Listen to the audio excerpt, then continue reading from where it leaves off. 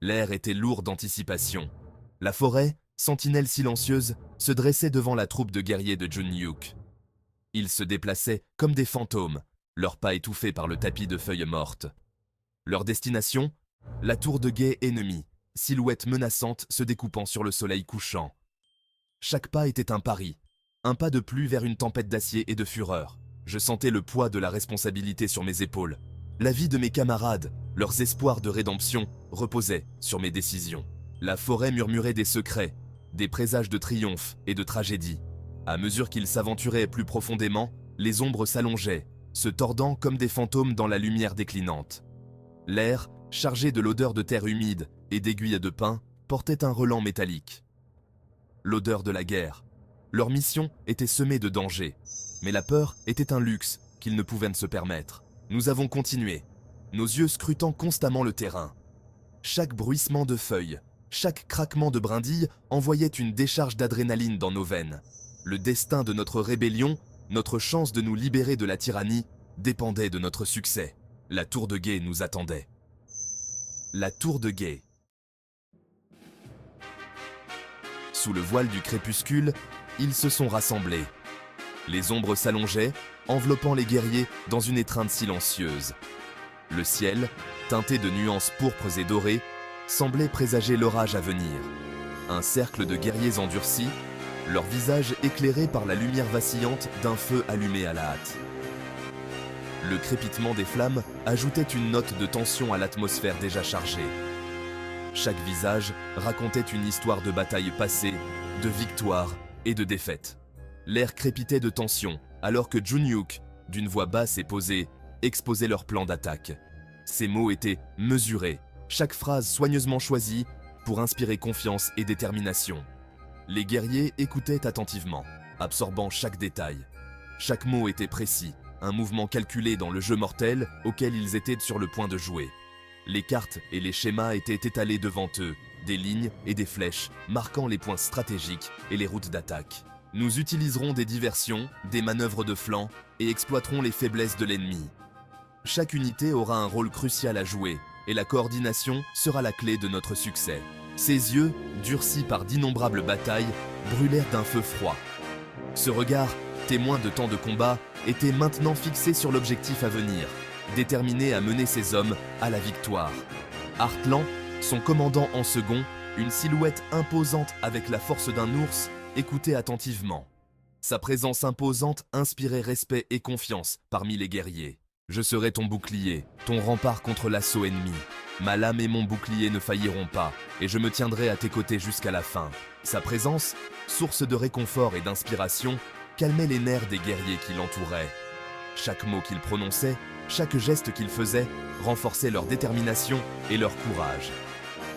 La tour de guet, expliqua Jun-Hyuk, n'était pas seulement une structure de bois et de pierre. C'était un symbole de vigilance, un point de repère dans la mer de ténèbres qui les entourait.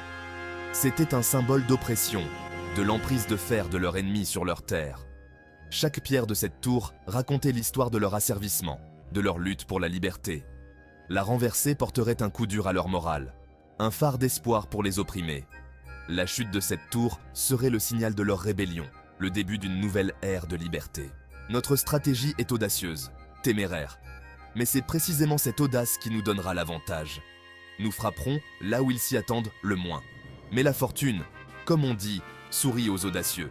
Et nous sommes prêts à saisir cette chance, à transformer notre audace en victoire.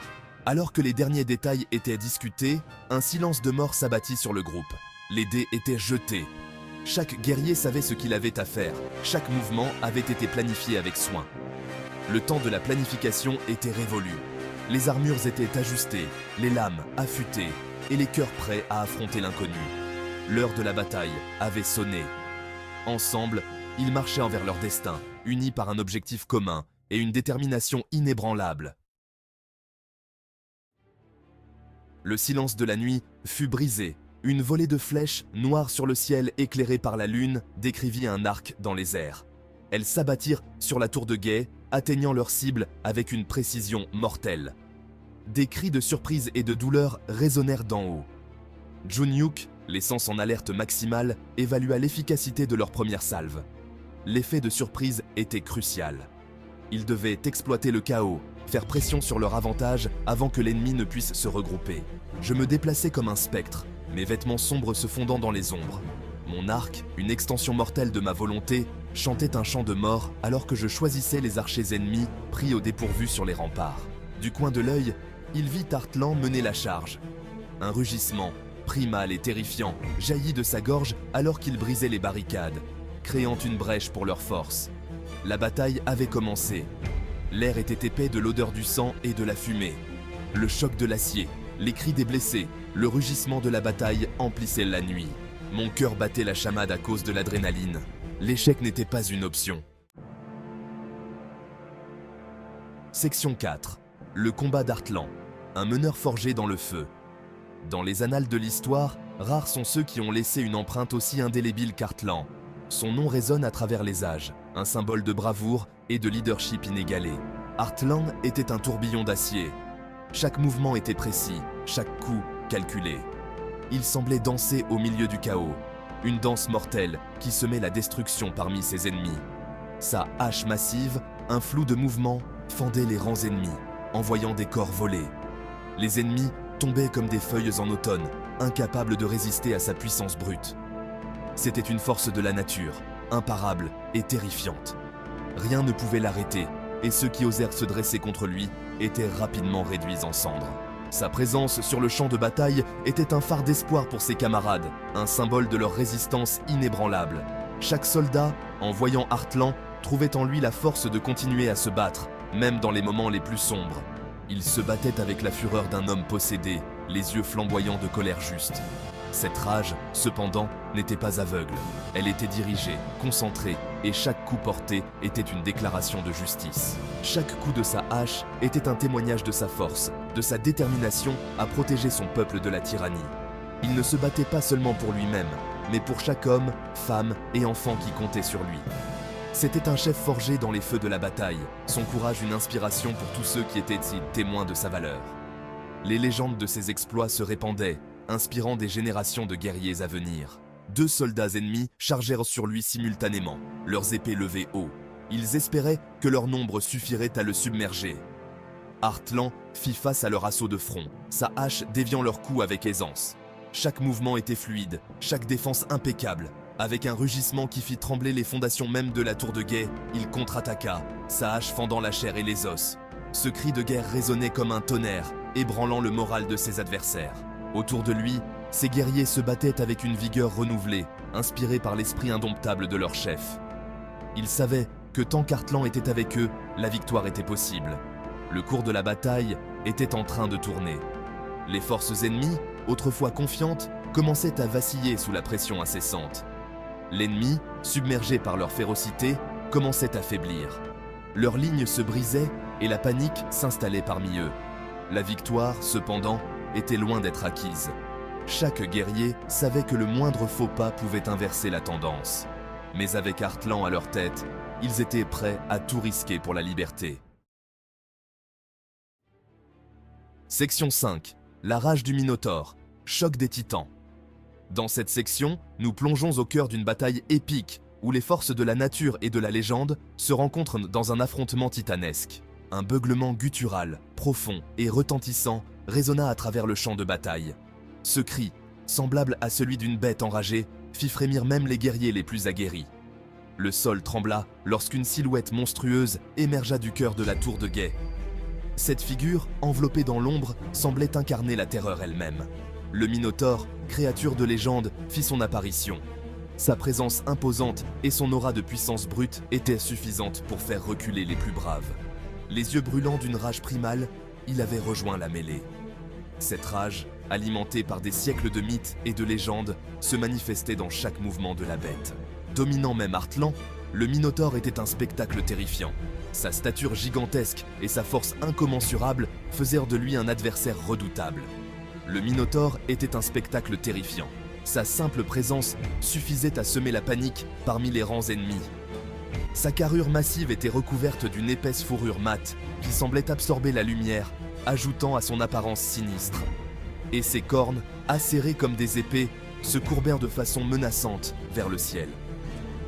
Ces cornes, symbole de sa puissance, étaient prêtes à transpercer quiconque osait s'approcher. Se courbèrent de façon menaçante vers le ciel, comme des lames prêtes à frapper. Ils maniaient une hache de guerre qui semblait davantage faite pour démolir des bâtiments que pour combattre des hommes.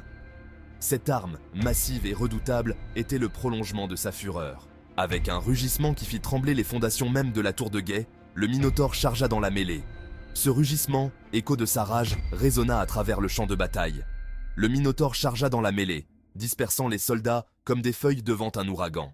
Sa charge, implacable et destructrice, laissait un sillage de chaos, dispersant les soldats comme des feuilles devant un ouragan.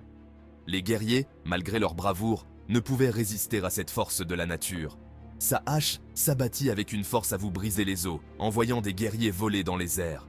Chaque coup de hache était une démonstration de sa puissance brute, envoyant des guerriers voler dans les airs. Les soldats, projetés comme des poupées de chiffon, ne pouvaient rien faire face à cette force titanesque. Artlan, le visage figé dans une expression de détermination sinistre, fit face à la charge du Minotaure. Son regard, empli de courage et de défi, ne vacilla pas. L'impact de leurs armes qui se rencontraient résonna sur le champ de bataille, un choc de titans qui menaçait de briser la terre même sous leurs pieds. Chaque coup porté résonnait comme un tonnerre. Un choc de titans qui menaçait de briser la terre, même sous leurs pieds. La terre tremblait sous l'intensité de leur affrontement. La bataille entre l'homme et la bête était un spectacle à voir. Un duel épique qui capturait l'essence même de la lutte entre le bien et le mal. Un tourbillon d'acier et de fureur. Une danse macabre jouée sous la pâle lueur de la lune. Chaque mouvement était une symphonie de violence et de bravoure. Une danse macabre jouée sous la pâle lueur de la lune. La lumière de la lune ajoutait une dimension presque surnaturelle à cette bataille. Le sort de la bataille, peut-être même de toute la rébellion, était en jeu. Chaque coup porté, chaque cri de guerre, déterminait le destin de nombreux hommes.